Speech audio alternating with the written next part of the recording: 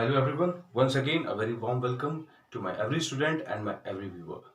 आज हम देखते हैं स्टूडेंट्स हमारे बीकॉम फाइनल ईयर के लिए a very important topic in international or global marketing that is known as inflation or deflation of money. Okay, ये दो अलग अलग हमारे लिए टर्म्स हैं, inflation as well as deflation. Clear? Inflation means increase in the price value of goods and services due to excess demand of the same in international market.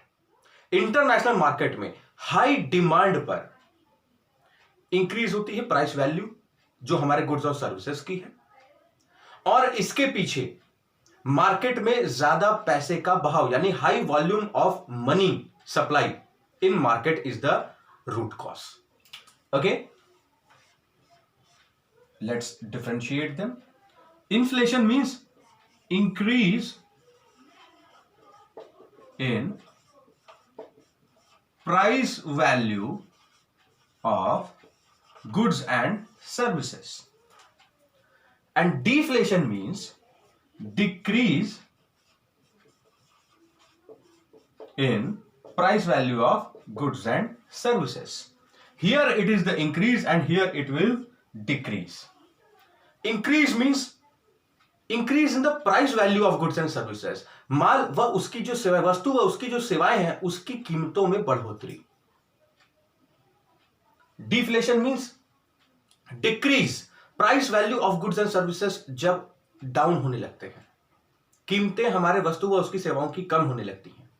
It is known as deflation of money.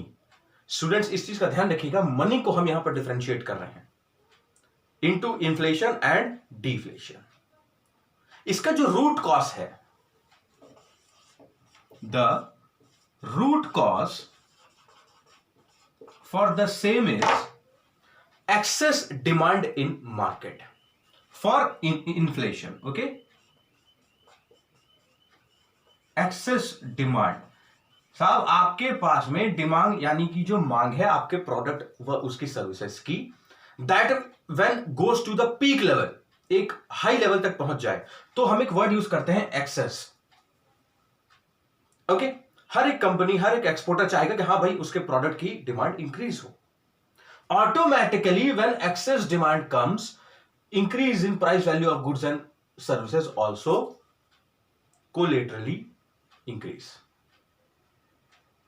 साथ ही साथ decrease in जो value of goods and services है, यानी कि deflation जो है, ये कब आता है मार्केट में?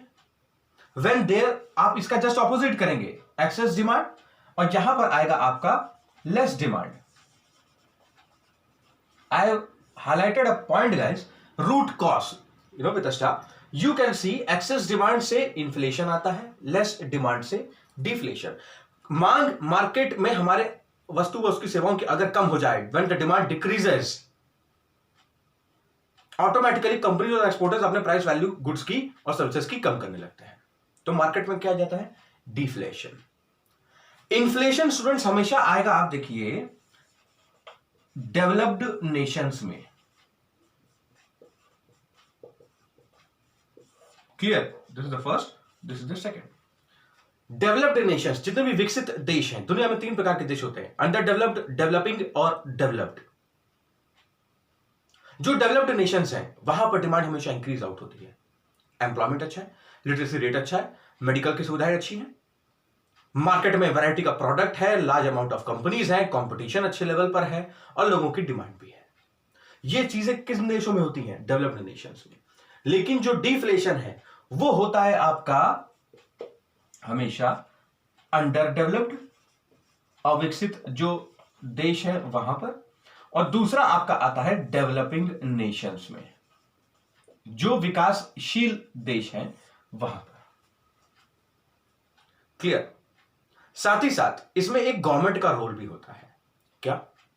जब गवर्नमेंट आपके टैक्स रेट्स कम कर दे, चाहे वो आपका इनकम टैक्स हो, सर्विस टैक्स हो, वैट है, कोई भी प्रकार का आपका टैक्स है, जिसे आज हम इंडिया में अगर हम इनकम टैक्स को हटा दें, जो हम जीएसटी कहने लगे हैं, गुड्स एंड सर्विसेज टैक्स, उसकी बात अगर की जाए तो इंटरनेशनल मार्केट में यानी कि ग्लोबल मार्केट में साहब आपसे जो है गवर्नमेंट टैक्स जब कम कर दे तो जाहिर सी बात है आपकी इनकम और सेव आउट हो जाती है।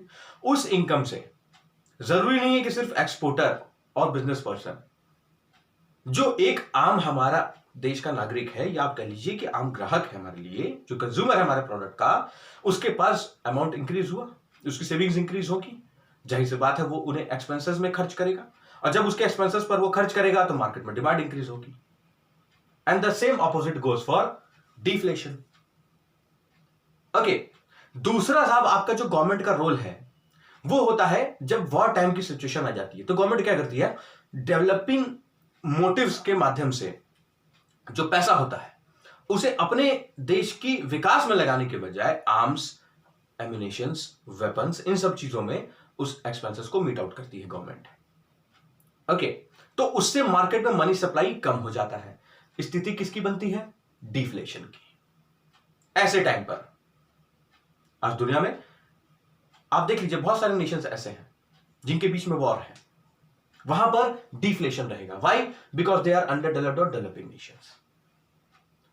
Increase in the price value of goods and services, high volume of money market में सप्लाई हो रहा है, स्थिति इन्फ्लेशन, महंगाई। Deflation, decrease in the price value of goods and services. Why? Only and only because there is less income और government imposes taxes. Okay, such kind of reasons are there. Less demand. Companies के पास में ज्यादा stock है, कैसे clear out होगा? Decrease in the price value of goods and services. मंदी का दौर, लेकिन इसका अर्थ ये ना निकलता है कि आप डिक्रीज करते price value goods and services की तो प्रोडक्ट्स और बिकेंगे। No, we are commerce students, we know very well that in economics it doesn't mean that high demand leads to high increase of supply. We can meet the supply, we can meet the demand, we can do the supply also, but still market में जो money का supply है वो होता है consumers और government के माध्यम से, जिसमें गवर्नमेंट टॉप मोस्ट पर है, सेकंड होते हैं हमारे consumers. We as an exporter और एज अ बिजनेसमैन हमें इस इन्फ्लेशन और डिफ्लेशन को समझना होगा। Clear? I hope you would have understood well. Kindly go through the notes of the same and your book also. Thank you.